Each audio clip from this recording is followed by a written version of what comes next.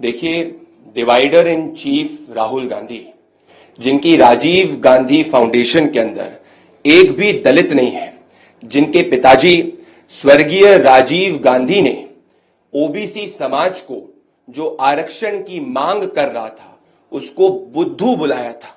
इस देश के 30 करोड़ से ज्यादा ओबीसी को बुद्धू बुलाया था। नमस्कार, मैं अंजलि मिश्रा, स्वागत है आप सभी का द न्यूज में। आपको बता दें कि बीजेपी सांसद अनुराग ठाकुर के बयान को लेकर जहां विपक्ष हंगामा मचा रही, तो वहीं इस मामले को लेकर राहुल गांधी को अब घेरते नजर आए बीजेपी के दो प्रवक्ता। एक राष्ट्रीय प्रवक्ता प्रदीप भंडारी ने राहुल गांधी को डिवाइडर इन चीफ बताया, तो वहीं शहजाद पूनावाला ने भी विपक्ष पर तंज मारते हुए कहा कि 100 बिल्ली खाकर राहुल गांधी और विपक्ष हज को चले। जी हाँ, बिल्कुल सही सुना आपने। क्या है माजरा, विस्तार से समझते हैं। दरअसल अनुराग ठाकुर ने संसद में राहुल गांधी से उनकी जाति पूछ ली है। अनुराग ठाकुर के सवाल पर पूरा विपक्ष एकजुट हो गया, अनुराग ठाकुर को घेरना शुरू कर दिया। बीजेपी ने इस पर पलटवार किया। बीजेपी के राष्ट्रीय प्रवक्ता प्रदीप भंडारी ने अनुराग ठाकुर की टिप्पणी पर कहा कि divider in chief Rahul Gandhi, जिनके राजीव गांधी फाउंडेशन में एक भी दलित नहीं है, जिनके पिता स्वर्गीय राजीव गांधी ने आरक्षण की मांग करने वाले ओबीसी समुदाय को बुद्धू कहा था। उन्होंने कहा कि आज देश की जनता राहुल गांधी से पूछ रही है कि जब आप धर्म और जाति के नाम पर देश को बांटने की बात कर रही हैं और जब आपको बांटो और राज्य करो का एजेंडा उजागर हो गया, तो डिवाइडर इन चीफ राहुल इतने बौखलाए क्यों हैं। बीजेपी नेता ने कहा कि यह देश भूला नहीं है कि कैसे कांग्रेस पार्टी की कर्नाटक सरकार ने दलितों के हक और दलितों के अधिकार को छीना, और उस पैसे से उन्होंने जो है लैम्बोर्गिनी खरीदी, और आज वाल्मीकि स्कैम करके कह रही है कि भाई इतने करोड़ का स्कैम है या थोड़े कम का है। तो आज मैं कहना चाहता हूं कि राहुल गांधी का एसटी विरोधी, एससी विरोधी और भारत विरोधी एजेंडा उजागर हो चुका है। और क्या कुछ कहा है प्रदीप भंडारी ने, जरा खुद सुनिए। देखिए, divider in chief Rahul Gandhi, जिनकी राजीव गांधी फाउंडेशन के अंदर एक भी दलित नहीं है, जिनके पिताजी स्वर्गीय राजीव गांधी ने ओबीसी समाज को जो आरक्षण की मांग कर रहा था उसको बुद्धू बुलाया था।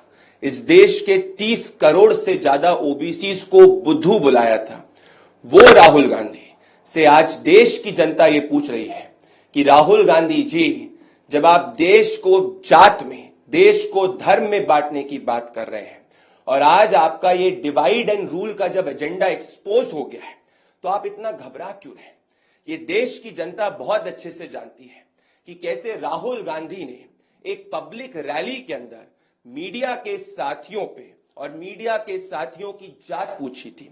तो जो व्यक्ति इस देश में हर व्यक्ति की जात पूछना चाहे, जो व्यक्ति इस देश में लोगों को जात के नाम पे बांटना चाहे, जो जातीय राजनीति करे और जिनके स्वर्गीय पिताजी ने ओबीसी मंडल कमीशन की रिपोर्ट तक इंप्लीमेंट नहीं करी, आज जब देश की जनता ने उनके एजेंडे को एक्सपोज कर दिया है, उनके डिवाइड एंड रूल के एजेंडे को एक्सपोज कर दिया है, तो divider in chief Rahul Gandhi इतने बौखलाए क्यों हैं। मैं ये पूछना चाहता हूं कि ये देश भूला नहीं है कि किस तरीके से दलितों के राइट्स को, दलितों के हक को कांग्रेस पार्टी की कर्नाटका सरकार ने छीना। उस पैसे से उनने लैम्बोर्गिनी गाड़ी ली और आज वाल्मीकि स्कैम करके ये कह रहे थे कि भाई इतने करोड़ का स्कैम नहीं है, थोड़े कम करोड़ का स्कैम है।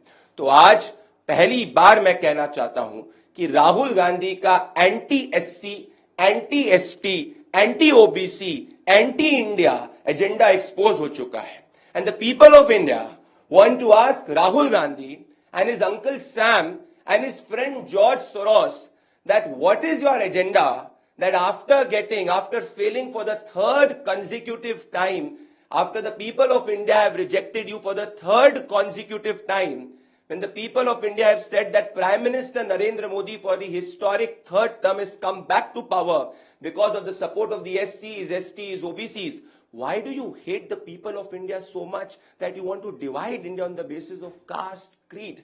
So आज मैं ये कहना चाहता हूं कि ये बात जात पात की नहीं है, ये बात देश की है। और आज देश की जनता, एससी, एसटी, ओबीसी सब इस बात को कह रहे हैं कि एससीओ का हक लेने का काम अगर किसी ने किया है तो कांग्रेस पार्टी ने कर्नाटका में किया है। अगर मीडिया के किसी साथी की जात पूछने का काम किया है और उसकी ऐसी स्थिति हो गई थी पब्लिक रैली में कि उसको मारने के लिए लोग दौड़ गए थे, तो कांग्रेस पार्टी ने काम किया है। और आज कांग्रेस पार्टी से सवाल देश की जनता ये पूछ रही है कि जब divider in chief Rahul Gandhi और उनकी पार्टी देश को जात पात में बांटना चाहते हैं, जातीय राजनीति करना चाहते हैं, तो जब उनसे जात पूछी जा रही है तो इतनी बौखलाहट क्यों है? The issue is larger. It is about the national interest of India, and in the national interest of India, prime minister Narendra Modi believes in the politics of development, and this politics of development has uplifted the SCs, it has uplifted the STs, it has uplifted the OBCs. That is why every caste and community in the government's welfare scheme in this budget 2024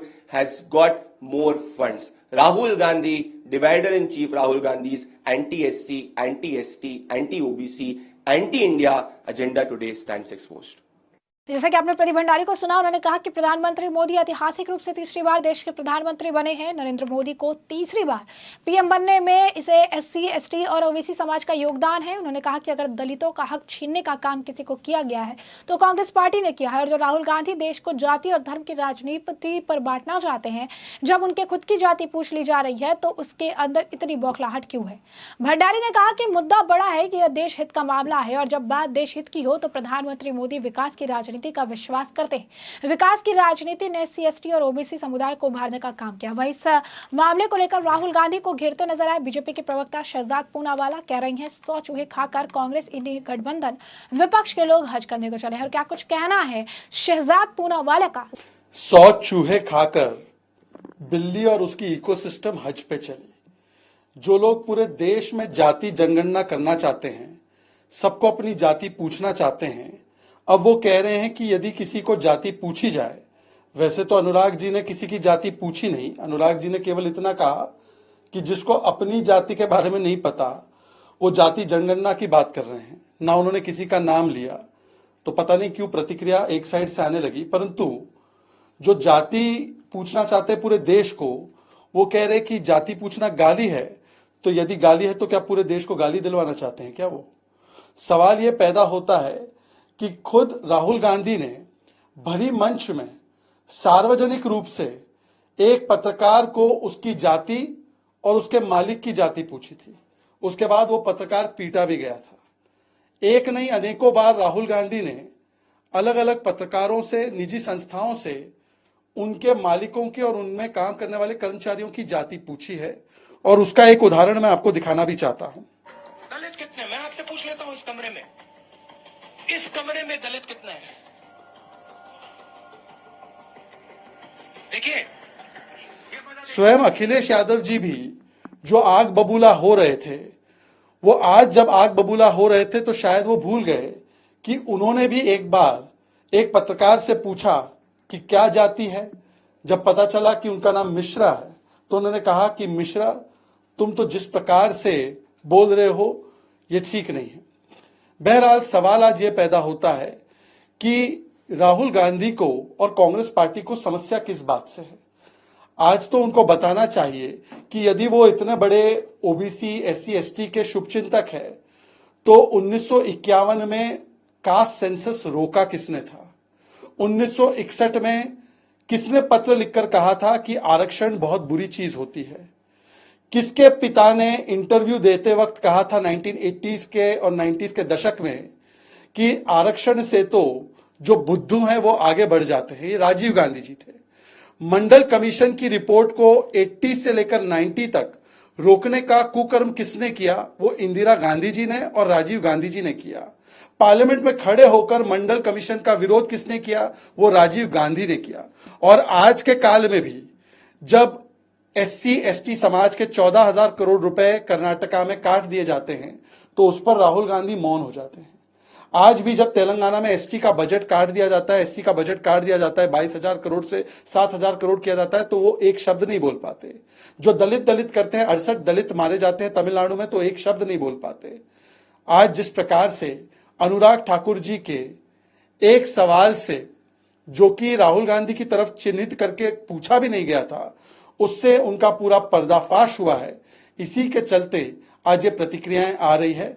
आज अखिलेश जी को और राहुल जी को बताना चाहिए, यदि वो SC, ST, OBC के इतने बड़े शुभचिंतक है वैसे, तो जामिया और एएमयू में एससी, एसटी रिजर्वेशन कब खत्म हुआ और क्या वो उसके पक्ष में है? तो जैसे कि आपने सुना, उन्होंने कहा 100 चूहे खाकर कांग्रेस इंडी गठबंधन और विपक्ष के लोग हंस करने चढ़े हैं। उन्होंने कहा कि राहुल गांधी विपक्षी नेता के रूप में नहीं बल्कि लीडर ऑफ हिपोक्रेसी के रूप में बयान दे रहे हैं। अनुराग ठाकुर ने किसी की जाति नहीं पूछी, बल्कि उन्होंने ये कहा कि जिसको अपनी जाति का ज्ञान नहीं वो जाति जनगणना की बात कर रहा।